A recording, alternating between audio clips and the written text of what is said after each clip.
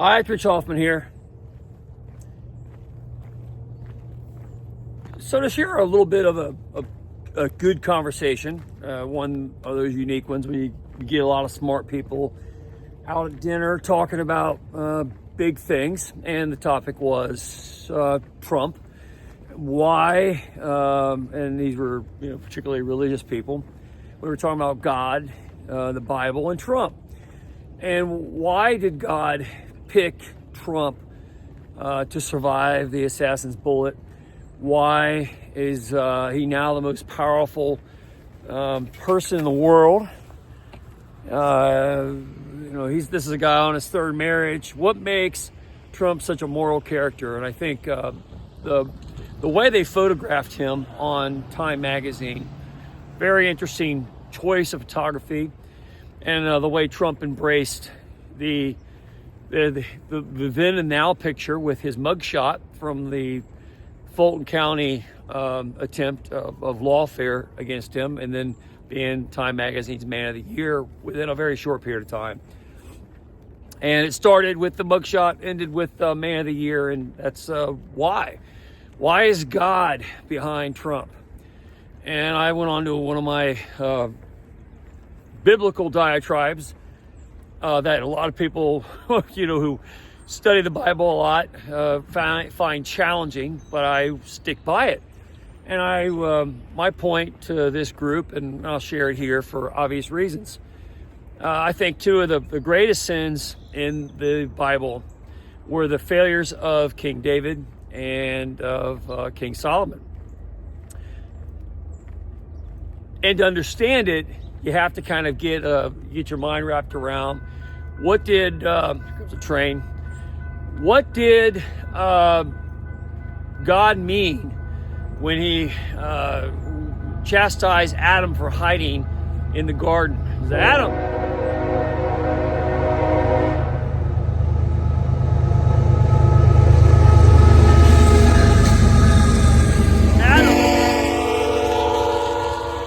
Adam, why are you hiding here in the garden? Where are you? And Adam says, well, I'm ashamed. I'm naked. And I'm sort of hiding out here. I got to hide my nakedness. And God said, why are you naked? And who told you you're naked? And then, of course, Adam had to say, well, Eve tricked me into eating the apple you told me not to eat from, not good and evil, all that kind of stuff. Why was God so mad? So the debate in the Bible is long-lasting as to what exactly being banned from the Garden of Eden really meant.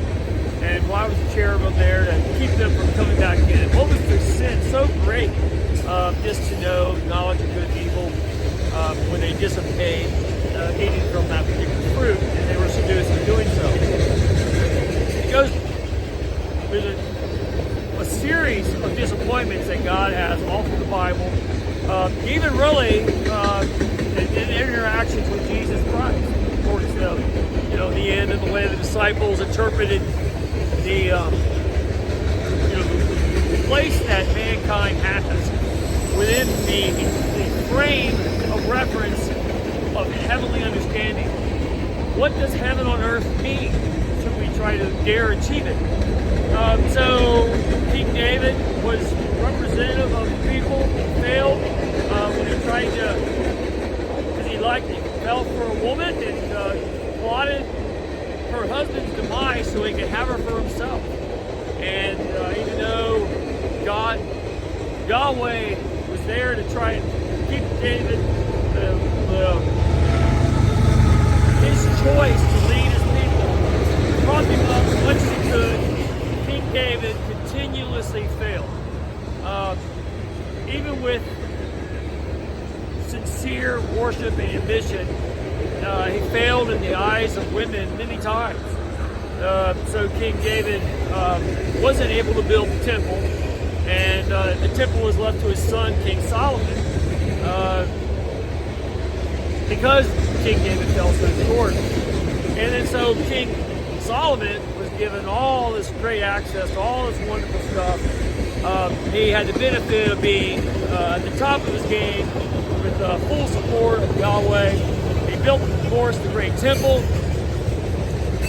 but he also built a lot of temples. He built a lot of temples to a lot of his wives' gods in order to appease them. And ultimately, in the end, God was so upset with Solomon that he told him that upon his death, he would split the kingdom among his sons, and the Israelites would fall. They'd falter. They'd be eventually destroyed by Nebuchadnezzar and corruption and banned from the land. Of course, they would come back and out of exile, as Israelites had been many times, whether it's under Pharaoh in Egypt or under Nebuchadnezzar in Mesopotamia. The banning of the people from the land ultimately fell because the leaders fell short of the lofty expectations of God. And ultimately, it goes back to the original sin of Adam in his nakedness and hiding from God in the garden because he was ashamed. And this idea of shame permeates this entire biblical narrative from the beginning and into it.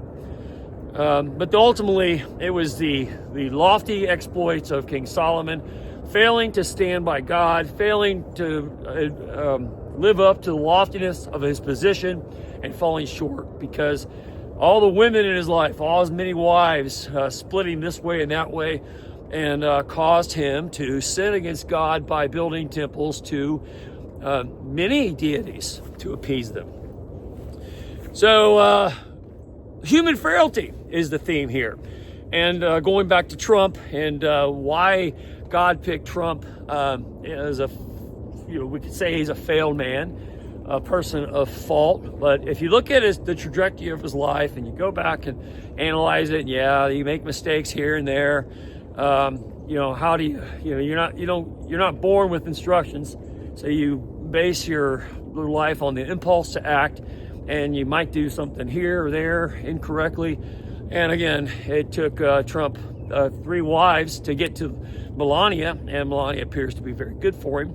He's got kids by all kinds of different wives. But what has he done with his life? And one thing Trump's never done is back down from lofty ambitions. And he's never shrugged off responsibility. He's always leaned into the loftiness of his position. And I would argue that is the point God has always wanted human beings to embrace. A lot of people misinterpret it. A lot of philosophers and prophets and scholars misread, I think, what God intended. And if you go back to the Garden of Eden, why the cherubim kicked out Adam and Eve, and they had to go and live human existence would live in sin, and much to God's disappointment thereafter, because God wanted on earth as it is in heaven, and that is to be lofty and rise above all the scum and villainy of sin and depravity that comes with most human systems, and to take the lofty goals and ambitions of human intellect and to take it above and beyond into greater necessity. And that has always been what God wanted out of his creation on earth as it is in heaven. And President Trump, Donald Trump, the person, whether he met to or not, whether he was a religious figure or not, as a human being, dared to think big and dared to embrace lofty goals and did not shrug off the responsibility. The more responsibility he was given, the better he was and has been. Unlike King David, unlike King Solomon, and many judges and kings all up and down the biblical narrative who, even the Moses character had to be confronted to be responsible by the burning bush. You have a figure like Trump that never shrugged off the responsibility of lofty aims and did not wimp out when it came, when the crisis presented itself in its most diabolical forms. And he didn't, when he was being persecuted, he did not shrug off in any way the lofty ambitions of being a human being. He fully embraced it through every temptation to be weak that he could, and he never did. And I would say and argue, and I argue with these people, and I'll argue it all the time, that is the intention God wants out of the human race. He wants us to strive to be lofty, to be heaven-like, to be the best representative of godly existence that you can be in your personal life, your community, and of course your world. And he wants greatness. Those who do embrace greatness, those who dare to be lofty, those who do not shrug off the responsibility of being a good person, and don't fall for the whims and temptations of nakedness, of shame, of personal depravity, of negativity. Those are the things that get you cast out of the garden. But embracing those things and saying, I want to be good, I want to build good, I want to have good families, I want to have good as a definition, they tend to be rewarded. And it's not an excuse, it's not any other reason to explain why President Trump is now the most important figure in history of the world, and will be known that way for all time to come, because in the scheme of the entire human race, he's one of the few people who have only gotten better under more pressure, never buckled, and rose to the occasion when it was most when the temptations were most vigorous to turn away and be weak. And he never did. And that's why he's president. And I would argue that's why God made him president. That's why that bullet missed.